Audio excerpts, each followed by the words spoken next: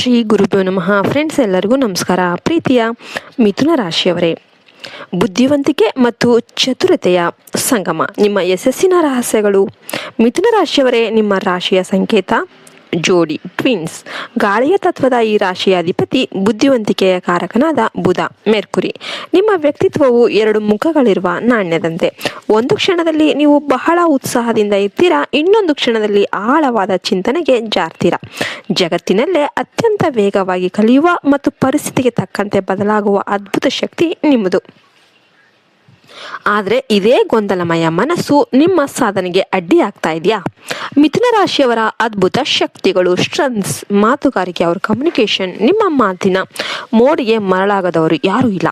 ಕಲ್ಲು ಮನಸ್ಸನ್ನು ಕೂಡ ಕರಗಿಸುವ ಕಲೆ ನಿಮ್ಮದಾಗಿರುತ್ತೆ. ಮಾರಾಟ, ಬರವಣಿಗೆ ಅಥವಾ ಸಲಹೆ ನೀಡುವ ಕೆಲಸದಲ್ಲಿ ನೀವು ನಿಸ್ಸೀಮರು. ಇನ್ನು ಚುರುಕು ಬುದ್ಧಿ, ಶಾರ್ಪ್ ಇಂಟೆಲಿಜೆಂಟ್. ಹೊಸ ವಿಷಯಗಳನ್ನು ಕ್ಷಣಾರ್ಧದಲ್ಲಿ ಗ್ರಹಿಸ್ತೀರ. ಯಾವುದೇ ಕಷ್ಟದ ಸಮಸ್ಯೆಗೆ ನಿಮ್ಮ ಬಳಿ ಕನಿಷ್ಠ 2 ಪರಿಹಾರಗಳನ್ನೋದು ಇರುತ್ತೆ. ಹೊಂದಾಣಿಕೆ, ನೀವು ಹರಿಯುವ ನೀರಿನಂತೆ ಎಂತಹ ಒಂದು ಪರಿಸರ ಅಥವಾ ಜನರ ಮಧ್ಯೆ ಕೂಡ ನೀವು ಬೇಗನೆ ಒಂದಾಗಿಬಿಡ್ತೀರಾ. ನಿಮ್ಮಲ್ಲಿ ಸದಾ ಕಲಿಯುವ ಹಂಬಲ ಇರುತ್ತೆ. ಜಗತ್ತಿನ ಎಲ್ಲ ವಿಷಯಗಳ ಬಗ್ಗೆ ಸ್ವಲ್ಪನಾದರೂ ಕೂಡ ಜ್ಞಾನವನ್ನು ಹೊಂದಿರುವವರು ನೀವು. ಇನ್ನು ಎರಡನೇದಾಗಿ, ನಿಮ್ಮ ಪ್ರಗತಿಗೆ ತಡೆ ಒಡ್ಡುತ್ತಿರುವ, ನೀವು ಏನಾದರೂ ಮಾಡಬೇಕು ಅಂದಾಗ ತಡೆಯೊಡ್ಡುತ್ತಿರುವ ವೀಕ್ನೆಸ್ಸು, ದೌರ್ಬಲ್ಯಗಳು ಏನೇನು? ಮಿಥುನ ರಾಶಿಯವರು ಎಷ್ಟೇ ಸ್ಮಾರ್ಟ್ ಆಗಿದ್ರೂ ಈ ಕೆಳಗಿನ ಅಂಶಗಳು ನಿಮ್ಮನ್ನು ಸೋಲಿಸುತ್ತೆ. ಗೊಂದಲದ ಮನಸ್ಸು, ಒಂದೇ ಸಮಯದಲ್ಲಿ 2 ಕೆಲಸಗಳ ಮೇಲೆ ಮನಸ್ಸು ಇರುತ್ತೆ. ಇದನ್ನ ಮಾಡಬೇಕು ಅಥವಾ ಇದನ್ನು ಮಾಡಬೇಕು ಅಥವಾ ಬೇಡೋ ಅಂತ. ಈ ಥರ ಗೊಂದಲದಲ್ಲೇ ಅಮೂಲ್ಯ ಸಮಯವನ್ನು ನೀವು ಕಳಿತೀರಾ. ಏಕಾಗ್ರತೆಯ ಕೊರತೆ, ಆರಂಭದಲ್ಲಿ ಇರುವ ಉತ್ಸಾಹ ಕೆಲಸದ ಮಧ್ಯದಲ್ಲಿ ಇರೋದಿಲ್ಲ. ಹೊಸತನದಲ್ಲಿ ಒಂದು ಹುಡುಕಾಟದಲ್ಲಿ ಹಳೆಯ ಕೆಲಸವನ್ನು ಅರ್ಧಕ್ಕೆ ಬಿಡುವ ಅಭ್ಯಾಸ ನಿಮಗೆ ಇದೆ. ಅತಿಯಾದ ಆಲೋಚನೆ, ಓವರ್ ಥಿಂಕಿಂಗ್. ಸಣ್ಣ ವಿಷಯವನ್ನು ಕೂಲಂಕಷವಾಗಿ ವಿಶ್ಲೇಷಣೆ ಮಾಡಿ ಮಾನಸಿಕವಾಗಿ ದಣಿತಾ ಇರ್ತೀರ. ಇದರಿಂದ ನಿರ್ಧಾರ ತೆಗೆದುಕೊಳ್ಳೋದು ವಿಳಂಬವಾಗುತ್ತೆ. ಮೇಲ್ಪದರದ ಜ್ಞಾನ, ನೀವು ಎಲ್ಲ ವಿಷಯಗಳ ಬಗ್ಗೆ ತಿಳಿದಿರ್ತೀರ, ಆದರೆ ಆಳವಾದ ಜ್ಞಾನದ ಕೊರತೆ ಇರುತ್ತೆ. ಇದರಿಂದ ಕೆಲವೊಮ್ಮೆ ಗಂಭೀರ ಸನ್ನಿವೇಶಗಳಲ್ಲಿ ಸೋಲ್ತೀರ.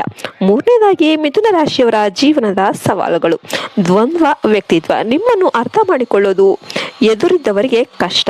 ಒಮ್ಮೆ ಪ್ರೀತಿಯಿಂದ ಇರುವ ನೀವು ಮರುಕ್ಷಣನೇ ಕಟುವಾಗಿ ಮಾತನಾಡ್ತೀರಾ. ನಂಬಿಕೆಯ ಸಮಸ್ಯೆ, ನೀವು ಎಲ್ಲರನ್ನೂ ಕೂಡ ಬೇಗ ನಂಬ್ತೀರಾ ಮತ್ತು ಅಷ್ಟೇ ಬೇಗ ಸಂಶಯ ಕೂಡ ಪಡ್ತೀರಾ. ಇದರಿಂದ ಆಪ್ತ ಸಂಬಂಧಗಳಲ್ಲಿ ಬಿರುಕು ಅನ್ನೋದು ಉಂಟಾಗಬಹುದು.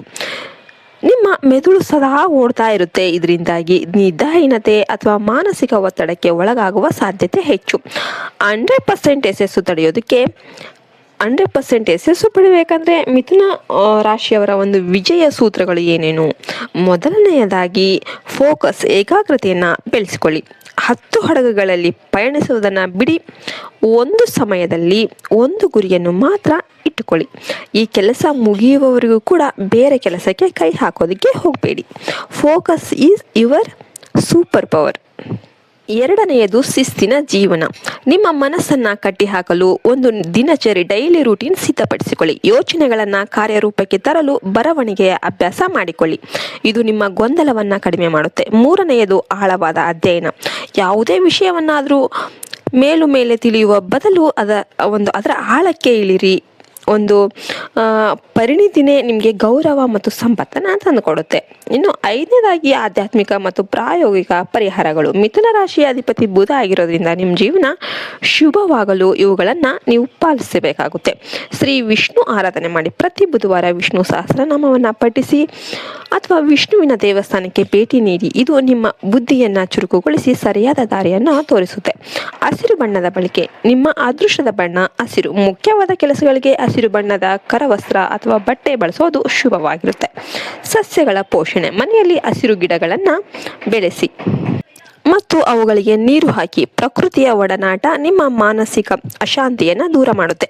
ಇನ್ನು ಕೊನೆಯದಾಗಿ ಹೇಳೋದಾದರೆ, ಜಾಣ್ಮೆಯ ಜೀವನ. ಮಿಥುನ ರಾಶಿಯವರೇ, ನೀವು ಬುದ್ಧಿವಂತಿಕೆಯ ಗಣಿ. ನಿಮ್ಮ ಗೊಂದಲವನ್ನು ಬದಿಗೊತ್ತಿ ಏಕಾಗ್ರತೆಯಿಂದ ಕೆಲಸ ಮಾಡಿದರೆ ನೀವು ಅಸಾಧ್ಯವಾದದ್ದನ್ನು ಸಾಧಿಸ್ತೀರಾ.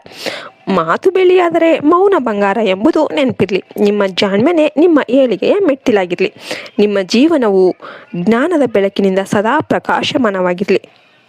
ಈ ಮಾಹಿತಿ ನಿಮಗೆ ಸರಿ ಅನಿಸಿದರೆ ಕಮೆಂಟ್ ಮಾಡಿ.